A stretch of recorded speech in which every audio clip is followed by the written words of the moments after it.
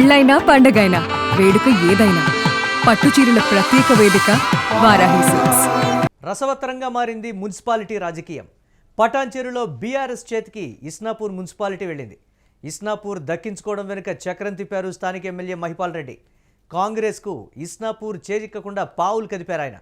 రంగంలోకి BJP MP Raghunandan రావును కూడా గూడెం దింపినట్లుగా తెలుస్తోంది. బీఆర్ఎస్కు అనుకూలంగా ఎక్సఫిషియో ఓటు వేయించారు గూడెం. మహిపాల్ రెడ్డితో పాటు ఒకే కారులో వచ్చి ఓటు వేశారు రఘునందన్ రావు.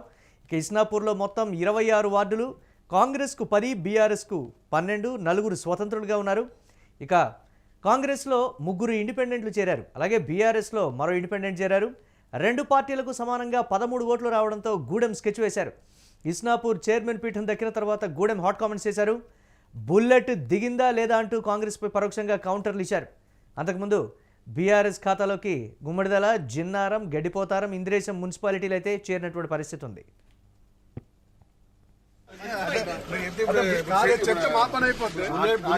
బుల్లెట్ దిగిందా లేదో చూసుకోరు. బుల్లెట్ దిగిందా లేదో చూసుకోరు. ఆ బుల్లెట్ ఎంత పవర్ ఉందేనా? హలో, మళ్ళీ ఒకసారి సుష్మా పేర్లు చెప్పండి. సుమలత, ఇంకా మోటే సుమలత, మా పట్లలో Madhavi. Patla Madhavi vice chairman. Chairman right. Isnapur మున్సిపాలిటీని కూడా గూడెం మహిపాల్ రెడ్డి పక్కా ప్లానింగ్తో కైవసం చేసుకున్నటువంటి పరిస్థితి ఉంది. దీనిపై మరిన్ని అప్డేట్స్ మా కరెస్పాండెంట్ సతీష్ అందిస్తారు. సతీష్, అసలు క్రియాశీలకమైనటువంటి రాజకీయ పరిణామాలు ఏంటి, వాటిని ఏ విధంగా చూడాలి? గూడెం మహిపాల్ రెడ్డి గట్టిగా చేశారనే దానికన్నా పగబట్టి చేశారనేది ఎక్కువగా అక్కడ బీఆర్ఎస్ కార్యకర్తలు, నేతలు చెప్తున్నటువంటి పరిస్థితి. ఆయన చేసినటువంటి ఒక కామెంట్, సినిమా డైలాగ్ ఏదైనప్పటికీ కూడా అది ఎవరి కోసం చేశారో, ఎవరిని ఉద్దేశించి చేశారో వాళ్ళకి తగిలినట్లుగా అనిపించిందని కూడా అక్కడ ఉన్నటువంటి వాళ్ళు అంటున్నటువంటి సిచ్యువేషన్ ఏంటి? బీజేపీ ఎంపీ రఘునందన్ రావును కూడా రంగంలోకి దింపారు ఆయన అనేటువంటి మాట. పార్టీలకు అతీతంగా ఇస్నాపూర్ మీద ఏంటి ఆ స్థాయిలో ఫోకస్ పెట్టి గెలుచుకున్నటువంటి పరిస్థితి, ఎలా చూడాలంటారు దాన్ని? డెఫినెట్గా ముఖ్యంగా గూడెం మహిపాల్ రెడ్డి మార్కు రాజకీయం ఏదైతే పటాన్ చెరువులో ఆయనకున్నటువంటి మార్కు రాజకీయం కావచ్చు, దాదాపు 3 సార్లు ఎలక్ట్ అయినటువంటి, అంటే 3 సార్లుగా ఎమ్మెల్యేగా గెలిచారు. సో పటాన్ చెరువుతో ఆయనకు పెద్ద ఎత్తున అంత సాన్నిహిత్యం ఉంది. పటాన్ చెరువు ప్రజలు ఎప్పుడు కూడా ఆయనను ఎన్నుకుంటూ ఉంటారు. సో ఇదంతా కూడా ముఖ్యంగా పటాన్ చెరువులో ఆయన చక్రం ఏ విధంగా తిప్పుతారో మనకు అందరికీ తెలిసిన విషయమే. ముఖ్యంగా పటాన్ చెరువుకు సంబంధించి ప్రస్తుతం మున్సిపల్ ఎన్నికల వేళ పెద్ద ఎత్తున, అంటే ప్రభుత్వానికి కాకుండా, ఇప్పుడు కాంగ్రెస్ ప్రభుత్వానికి కాకుండా ఓన్లీ గూడెం మహిపాల్ రెడ్డికి ఇంత ఎందుకు ఓటింగ్ వచ్చింది అనేది కూడా ఒకవైపు రాష్ట్ర వ్యాప్తంగా కూడా చర్చనీయాంశమైంది. ముఖ్యంగా ఓటింగ్ రావడమే కాదు, మెజారిటీ ఆఫ్ ఓటింగ్ మొత్తం కూడా 50 to 60% ఓటింగ్ అనేది నమోదైంది. మొత్తం గుమ్మడిదల్ కావచ్చు, జిన్నారం కావచ్చు, గడ్డిపోతారం కావచ్చు, ఇస్నాపూర్లో కొంచెం ఎడ్జ్ ఉంది. సో ఇది హంగ్ ఏర్పడ్డది. సో ఇంద్రేశం, ఈ 4 మున్సిపాలిటీలను కూడా మొత్తం కూడా బీఆర్ఎస్ మెజారిటీ సాధించింది, క్వీన్ స్వీప్ చేసింది. ఇప్పుడు ప్రస్తుతం ఏదైతే ఈ ఇస్నాపూర్కి సంబంధించినటువంటి మనం వార్డ్స్ కనుక చూస్తే, ఇస్నాపూర్లో దాదాపు 26 వార్డులు ఉన్నాయి. దాంట్లో ప్రస్తుతం ఏదైతే 12 వార్డులకు సంబంధించి బీఆర్ఎస్ వచ్చింది, 10 వార్డులకి కాంగ్రెస్ వచ్చింది. ఇండిపెండెంట్ ఇక్కడ 4 ఉన్నారు. సో ఒక 2 కాంగ్రెస్కి వెళ్ళారు, ఒక 2 బీఆర్ఎస్కి వచ్చినారు. సో ఇక్కడ కూడా హంగ్ ఏర్పడింది. దాంతో అసలు ఏం చేయబోతున్నారు అనేది కూడా గత 2 రోజుల నుంచి కూడా పెద్ద ఎత్తున అసలు చర్చనీయాంశంగా మారింది. ఎందుకంటే అన్ని ఏదైతే మున్సిపాలిటీలు ఉన్నాయో అన్ని మున్సిపాలిటీలు కూడా బీఆర్ఎస్ వశమైనాయి. మరి ఈ ఇస్నాపూర్కి సంబంధించి అసలు ఏం జరగబోతుంది? కాంగ్రెస్ ఏమైనా చేజిక్కోబోతుందా?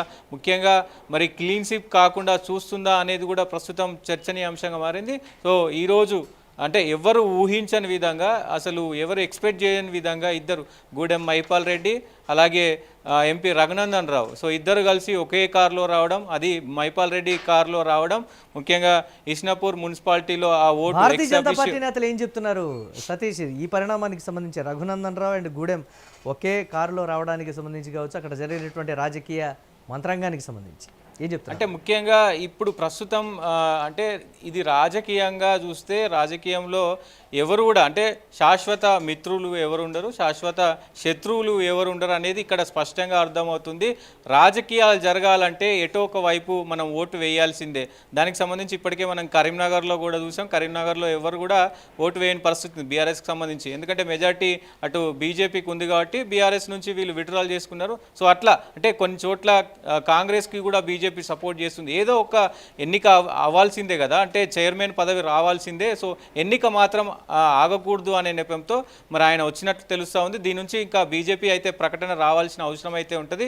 కానీ ఏదైతే గూడెం మైపాల్ రెడ్డి చేసినటువంటి కామెంట్స్ ఏవైతే ఉన్నాయో, అంటే నేను లేట్గా వచ్చినా లేటెస్ట్గా వస్తాను, సో ఎప్పుడు వచ్చామన్నది కాదన్నయ్య, బుల్లెట్ దిగిందా లేదా అనేది ఇంపార్టెంట్ అని కొంతమందికి అంటే సూటిగా ఆయన వ్యాఖ్యలు చేసిన పరిస్థితి కనబడతా ఉంది. సో అంటే ఈ బీఆర్ఎస్కి సంబంధించి కూడా నా స్థాయి ఏంటి, నేను రాజకీయాలు ఎలా చేస్తాను, సో ఇది కేసీఆర్ అంటే మళ్ళీ బీఆర్ఎస్లోకి రాబోతున్నారు కాబట్టి గర్ వాపసీ కింద బీఆర్ఎస్కి గిఫ్ట్గా దీన్ని ఇవ్వబోతున్నారంటూ కూడా ఇవన్నీ మొత్తం కాన్స్టిట్యున్సీ పరంగా కూడా మాట్లాడుకుంటున్న పరిస్థితులు కనబడతా ఉన్నాయి. సో మరి మైపాల్ రెడ్డి వ్యాఖ్యల వెనుక మరి ఎలాంటి మళ్ళీ కౌంటర్ ఉంటుందో చూడాల్సిన అవసరం ఉంటుంది.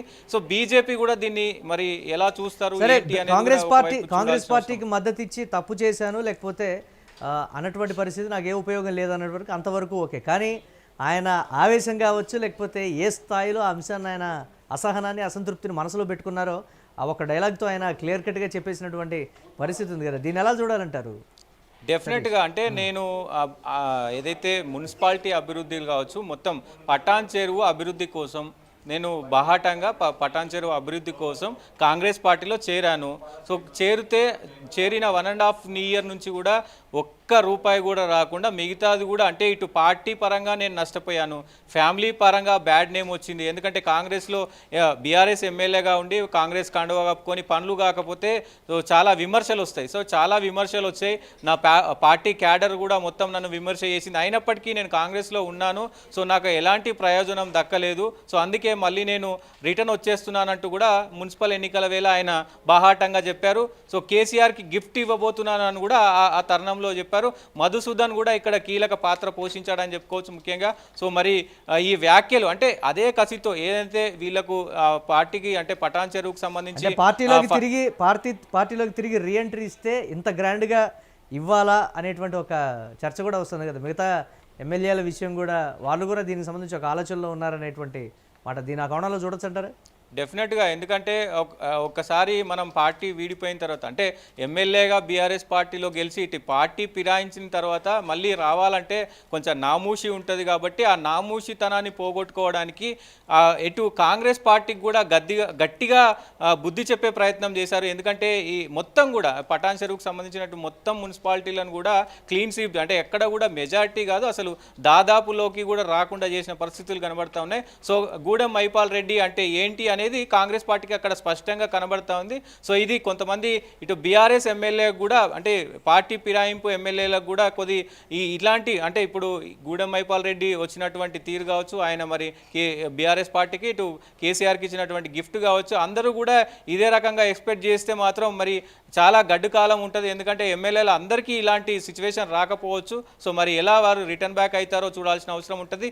ఏదేమైనప్పటికీ పటాన్ చెరువులో గూడెం మైపాల్ రెడ్డి రాజకీయం మాత్రం చాలా స్పష్టంగా చాలా నిర్బాటంగా ఆయన చేశారు. సో మొత్తం కూడా నియోజకవర్గాన్ని క్లీన్ స్వీప్ చేసిన పరిస్థితులు కనబడతా ఉన్నాయి. సో ఇక్కడ ముఖ్యంగా బీజేపీ ఇక్కడ బీఆర్ఎస్ ఇద్దరు కలిసి పనిచేస్తున్నారా అనే కోణంలో కూడా కొంతమంది మాట్లాడుకుంటా ఉన్నారు. ఎందుకంటే గత కొన్ని రోజులుగా ఇటు కాంగ్రెస్ కూడా అదే చెప్తా ఉంది, బీఆర్ఎస్కి ఓటేసినా అటు బీజేపీకి ఓటేసినా ఒకటే అని చెప్పేసి అంటూ ఉన్నారు. సో మరి రాజకీయ వర్గాల్లో రాజకీయంగా సో మరి శాశ్వత మిత్రులు శాశ్వత శత్రువులు ఎవరు ఉండేదనేది అందరికీ తెలిసిన విషయమే.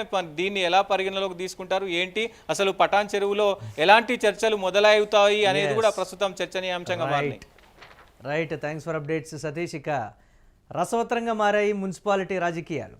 పటాన్ చెరువులో బీఆర్ఎస్ చేతికి ఇస్నాపూర్ మున్సిపాలిటీ చిక్కింది. ఇక ఇస్నాపూర్ దక్కించుకోవడం వెనుక గూడెం మహిపాల్ రెడ్డి ఎమ్మెల్యే ఆయన చక్రం తిప్పినట్లుగా కూడా తెలుస్తోంది. కాంగ్రెస్కు ఇస్నాపూర్ చేజిక్కకుండా పావులు కదిపారు మహిపాల్. రంగంలోకి ఇక బీజేపీ ఎంపీ రఘునందన్ రావును కూడా గూడెం మహిపాల్ రెడ్డి దింపినట్లుగా తెలుస్తోంది. ఈ నేపథ్యంలో బీఆర్ఎస్కు అనుకూలంగా ఎక్సఫిషియో ఓటు వేయించారు గూడెం.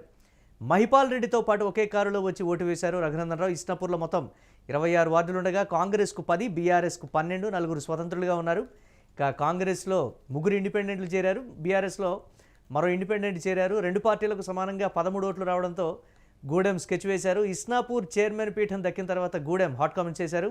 బుల్లెట్ దిగిందా లేదా అంటూ కూడా కాంగ్రెస్పై పరోక్షంగా కౌంటర్లు ఇచ్చారు. అంతకుముందు బీఆర్ఎస్ ఖాతాలోకి గుమ్మడిదల, జిన్నారం, గడ్డిపోతారం, ఇంద్రేశం మున్సిపాలిటీలు వెళ్ళాయి.